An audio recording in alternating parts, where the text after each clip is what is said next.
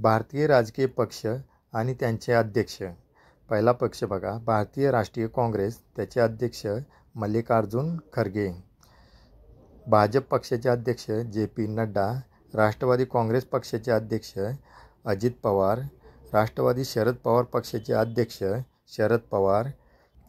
शिवसेना पक्षाचे अध्यक्ष एकनाथ शिंदे.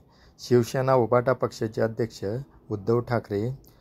भाकप CPI पक्षाचे अध्यक्ष डी. राजा महासचिव आहेत ते.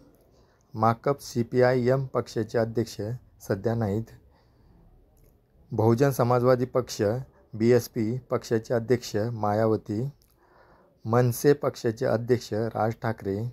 शेतकरी व कामगार पक्ष शेकापचे अध्यक्ष जयंत पाटील सरचिटणीस आहेत.